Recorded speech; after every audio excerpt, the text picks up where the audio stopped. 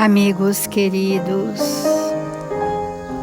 nesta manhã sublime em nossas vidas, buscamos elevar os nossos sentimentos mais purificados a Jesus, nosso Mestre amado,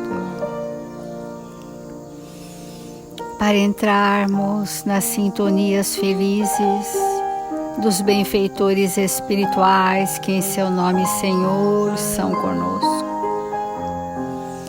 que nos amparam, infundindo em nossos corações o bem e a verdade. Nesta hora feliz de nossas vidas, buscamos compreender em espírito e verdade as sábias lições de Jesus para a humanidade da Terra. É neste ambiente que, em nome de Jesus e dos Espíritos responsáveis por este Evangelho, iniciamos nesta manhã as reflexões destes ensinamentos sublimes. Se conosco, amigos queridos, hoje e sempre, e que assim seja, Mestre.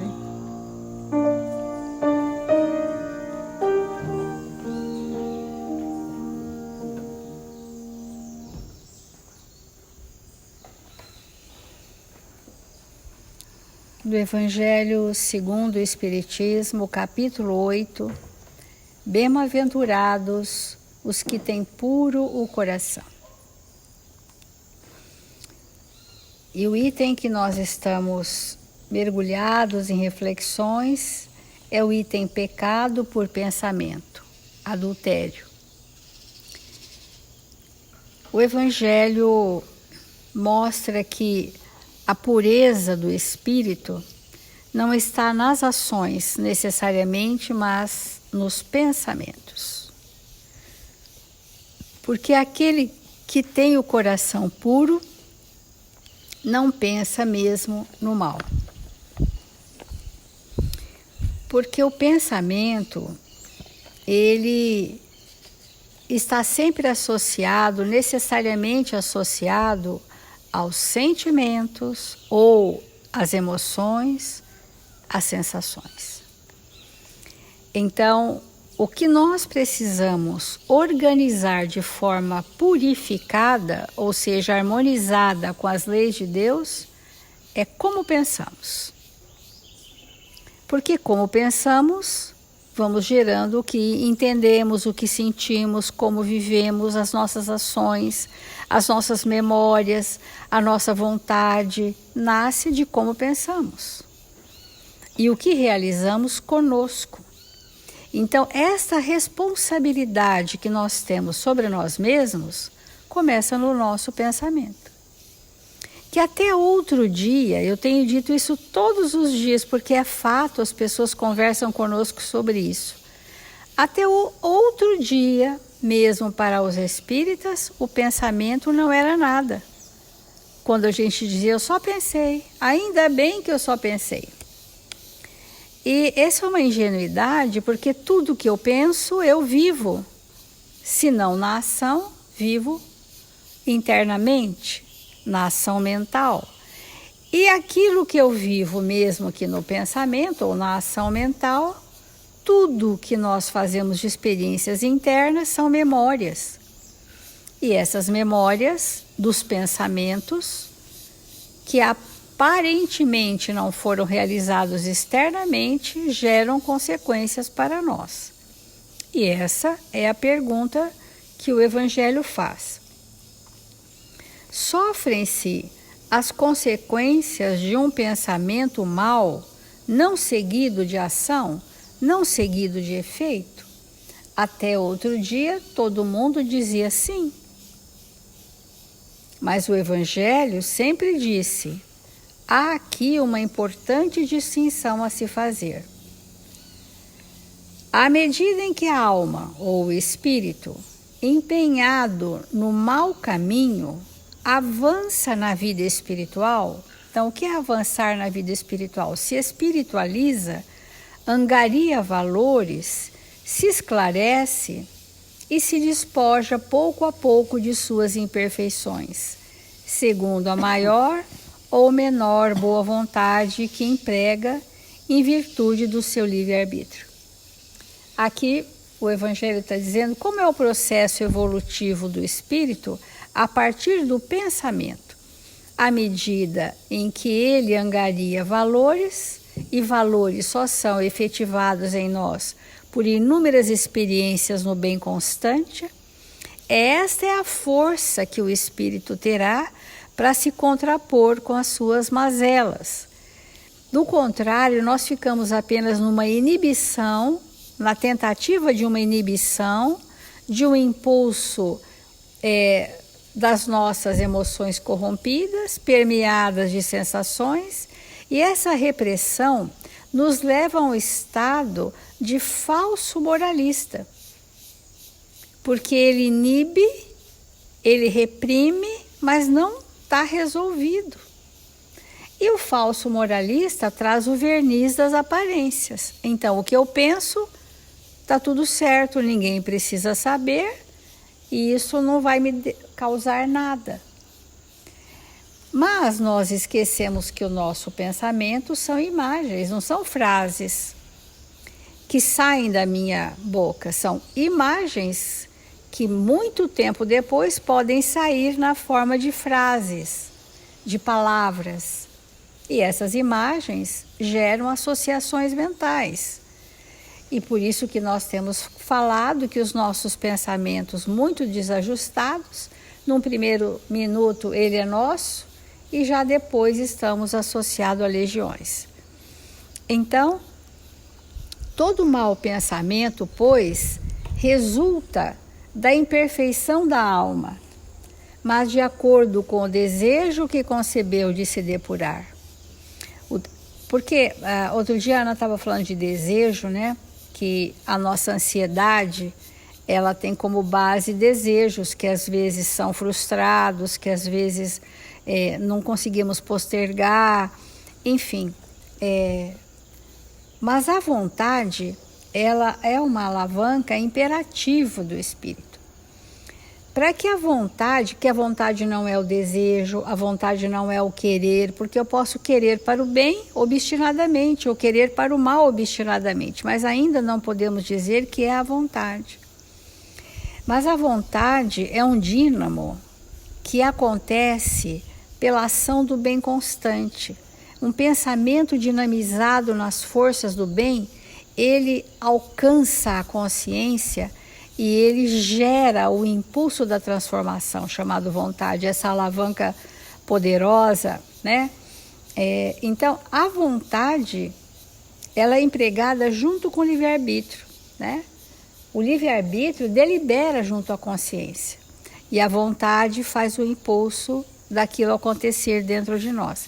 E é nessa ação do bem pela vontade que nós vamos ser vigilantes, amigos. A vigilância, como temos falado todos os dias, não é ficar prestando atenção em mim, é construir em mim no hoje o bem. Se eu construo o bem hoje, eu faço um filtro que inibe os maus impulsos da minha anterioridade, as minhas predisposições. É isso que é a vigilância. Quando que nós estamos invigilantes? Quando está vazio o nosso momento atual. Se ele está vazio de construções no bem, os meus dias se passam arrastados na ociosidade ou na fazeção de coisas que não me levam a progresso algum, eu abro poros da invigilância para a minha anterioridade. Eu deixo vazar conteúdos doentes que eu vim transformar, como? Agindo no aqui e agora diferente do que eu agi no passado. A ação transformadora é essa. Nós só nos renovamos assim. Só que nós temos que trabalhar no bem mais que no limite das nossas forças, no estado sacrificial. Por quê? Porque estamos retardatários. As oportunidades seculares passaram, se renovaram os convites para os quais não ouvimos, as oportunidades que não tivemos olhos de ver e nos sentimos retardatários. Aqueles de nós que se sentem assim, precisamos então imprimir um ritmo diferente ao nosso processo evolutivo para nós sairmos da ganga das paixões, das emoções corrompidas que nos atrelam às sensações de prazeres mórbidos e nos viciam. E para nós sairmos desse patamar, para a gente romper, só o pensamento nobre, o tempo todo da nossa existência, o pensamento na nobreza dos objetivos, faculta ao espírito sentimentos equivalentes. Aí tenho lastro, tenho bagagem para resolver as minhas tendências. Então é isso que o Evangelho está dizendo, e que eu vou trazer novamente uma lição de Emmanuel, que eu acho essa lição bem interessante, que é do Reformador de 1958, que vai falar mesmo desse estado de coração puro, Não se perturbe o vosso coração, credes em Deus, crede também em mim, Jesus, Então, o que é um coração puro? É um pensamento limpo. O que é um espírito puro? Não na pureza da classificação máxima. Um espírito limpo é um espírito que tem ações nobres, pensamentos nobres, que tem objetivos, que se empenha, que prevalece naquele coração sentimentos brandos e pacificados, porque a mansuetude é um estado da humildade. E isso é que dá a receptividade de nós recebermos o Evangelho de Jesus e aquilo fazer realmente diferença em nós. Guarda contigo o coração nobre e puro. Não afirmou o Senhor, não se vos obscureça o ambiente, ou não se vos ensombre o roteiro. As sombras, a escuridão são sempre íntimas, porque estamos mergulhados no amor de Deus, que é pura luz. Então, porque cada criatura, alguma na experiência terrestre, poderá marchar constantemente a céu sem nuvens.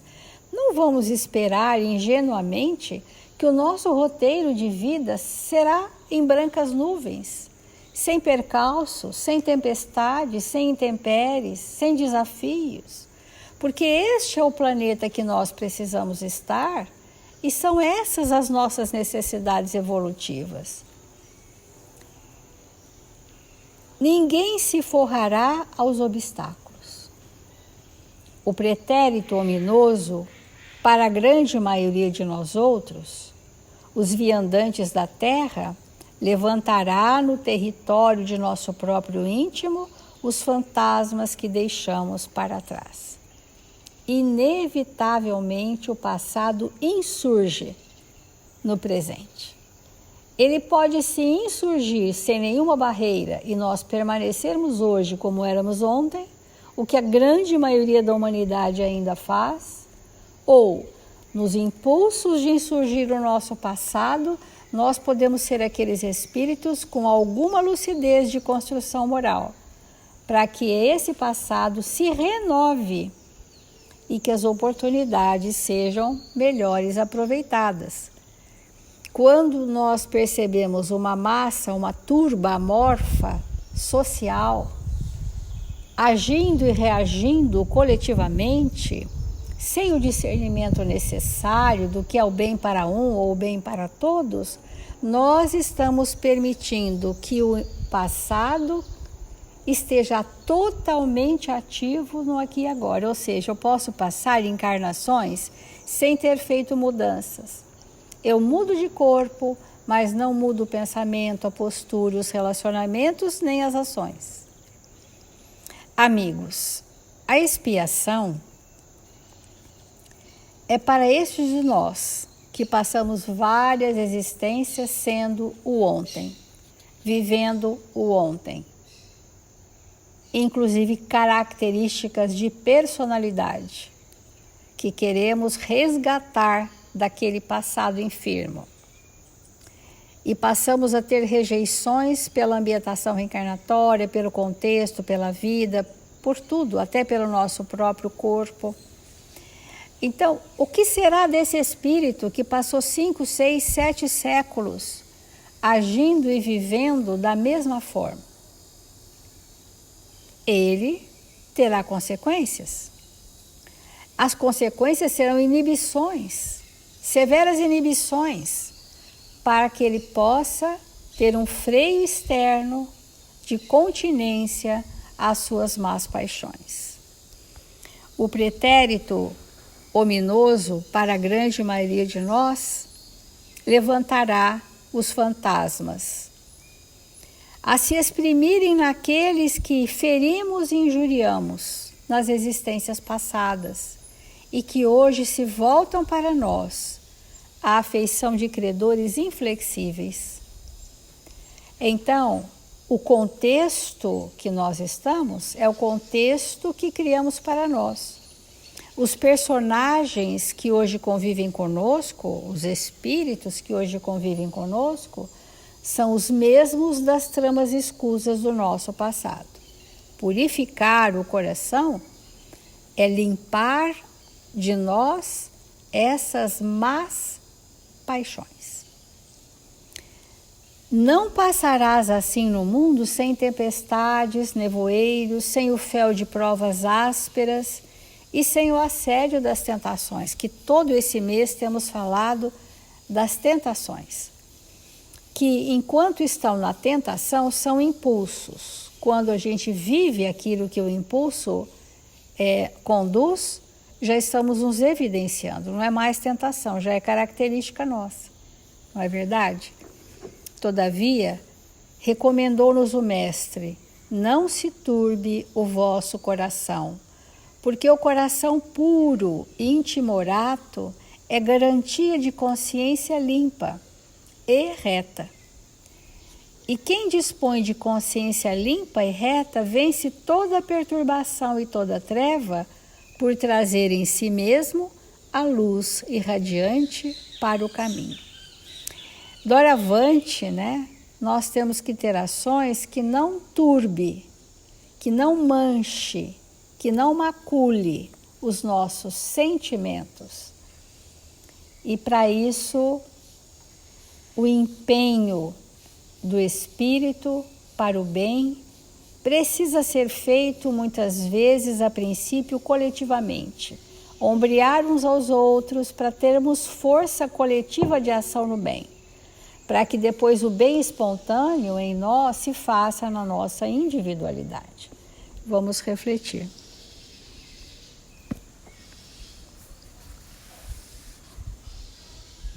Amigos queridos,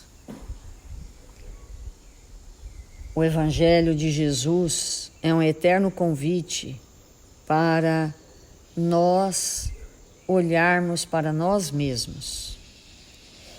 E essa abordagem que o Evangelho traz sobre o adúltero, sobre a adulteração,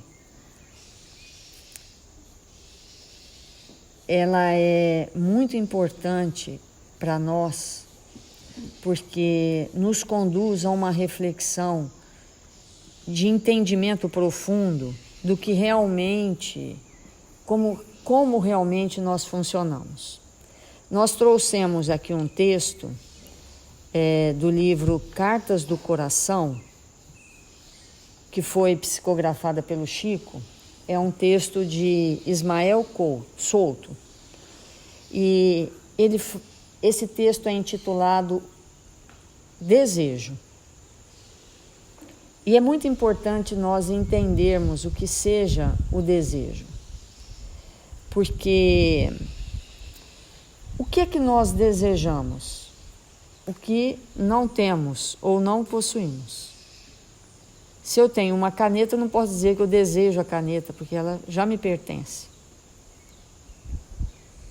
Então, o desejo é um movimento do espírito em que ele busca algo que ele quer atingir, que ele julga ser necessário para ele.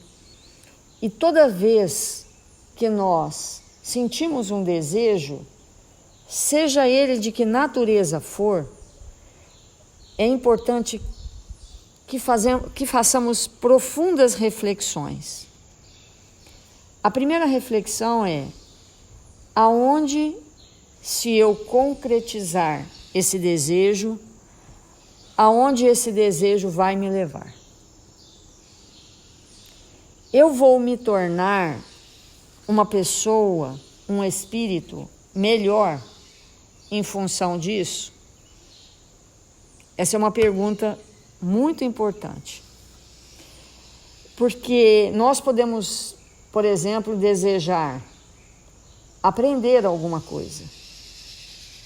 Aprender mesmo para quê? Eu posso desejar aprender a fazer uma bomba para destruir um lugar. Eu posso desejar aprender uma técnica para aliviar a dor de alguém.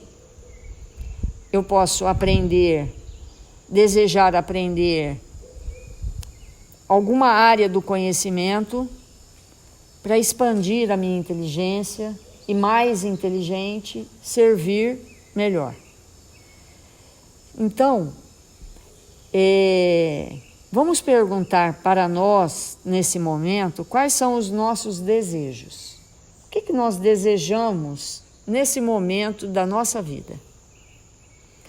Nós podemos dizer: desejamos ter mais dinheiro, desejamos ter mais reconhecimento, desejamos ter mais poder, mais conhecimento, mais saúde, mais o quê? O que nesse momento da nossa vida nós identificamos como desejo?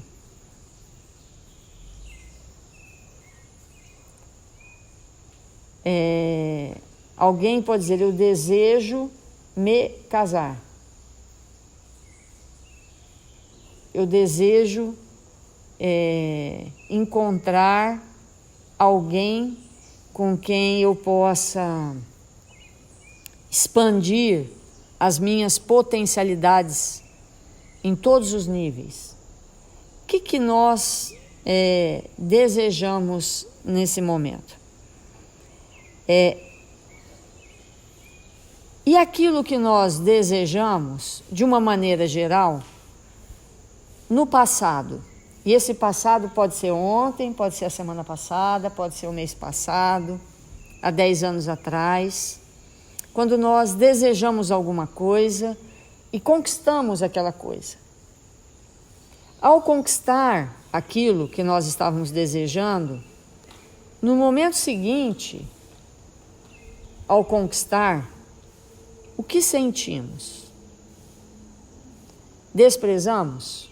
Porque há pessoas que desejam alguma coisa e na hora que conquista, despreza. Era o desejo apenas de conquistar. Outras pessoas desejaram tanto alguma coisa e na hora que realizaram aquele desejo, se apegaram tanto àquilo que desejaram, fizeram daquele objeto de desejo um apego tão grande, tão grande, tão grande, que não conseguiu mais ter paz, ter liberdade, ter movimento de alma. Porque o apego é uma doença muito grave. Mas, às vezes, nós conseguimos, depois de conquistar alguma coisa, nós passamos a cuidar daquela coisa que nós conquistamos. Desejamos, conquistamos e passamos a cuidar. E aquilo na nossa mão se multiplicou, foi um grande bem, se transformou num bem para todos. Então, um desejo realizado, e estamos muito satisfeitos com aquilo que desejamos e que conquistamos. Então, nós com isso vamos observando que esse tema desejo, ele é muito importante e pode nos levar a um estado profundo de adulteração de tudo, ou não. Então, nós vamos ler alguns trechos desse texto para que possamos nos situar. Por quê? É extremamente importante, mas é extremamente importante nós compreendermos na nossa intimidade os nossos desejos, de que natureza são, porque eles nos movem. Então, o texto começa assim: o desejo de qualquer natureza gera a energia potencial.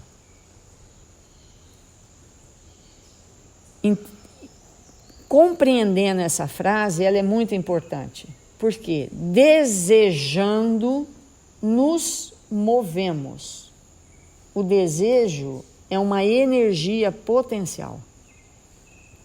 Nós nos movemos na direção daquele objeto do nosso desejo. Seja, como nós falamos anteriormente, eu desejo estudar, então vou em busca daquilo. Eu desejo criar, vou naquele movimento. Eu desejo uma palavra terrível dos dias atuais, empoderar, né? E aí vai. Nós desejamos milhões de coisas, o poder de alguma natureza. Então,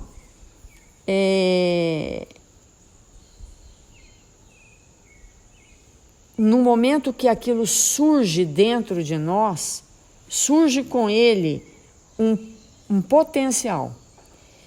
E depois do impulso, porque isso gera um impulso, depois do impulso aparecem os primeiros raios do sentimento. E aí nós vamos voltar à lei do amor, em que Lázaro nos explica que no começo nós temos sensações. E o desejo, ele pode gerar no nosso campo apenas sensação. Pode gerar emoções e pode gerar sentimentos. São gradações diferentes, porque o desejo que gera a sensação é única e exclusivamente no campo dos instintos, único e exclusivamente. As sensações, elas podem ser um prenúncio do sentimento ou um reforço da sensação. Porque as sensações, se elas forem corrompidas, elas, de novo, representam o instinto de maneira exagerada e utilizada de maneira incorreta. E se elas forem emoções nobres, e nós podemos ter emoções nobres, elas são reflexos, prenunciam o sentimento. E o desejo pode gerar sentimento. Então, os espíritos superiores desejam. Porque o desejo, ele não desaparece. Então, um determinado espírito, ele olha para nós e deseja que nós nos tornemos melhores. Então, os espíritos, é claro que conforme vai subindo a categoria dos espíritos, essa palavra ela vai se modificando. Mas como o nosso vocabulário é muito restrito, vamos entender assim primeiro. Então, qual seria entre milhões de aspas, o desejo de um espírito crístico? Criar um planeta. Num determinado momento ele deseja atender à vontade do Pai, criando um planeta.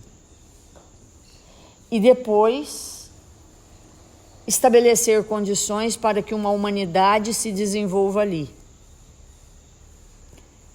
E obviamente que os desdobramentos disso são espetaculares.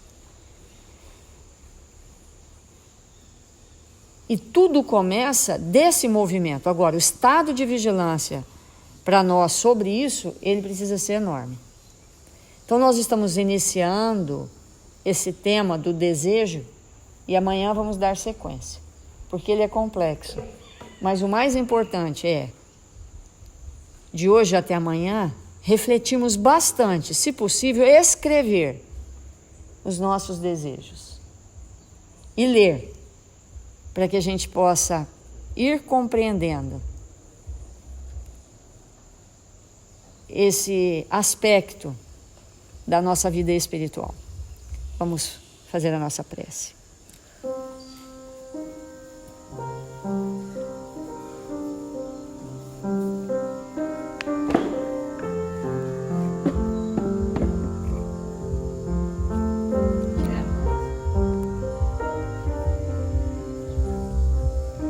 Jesus, divino amigo das nossas vidas,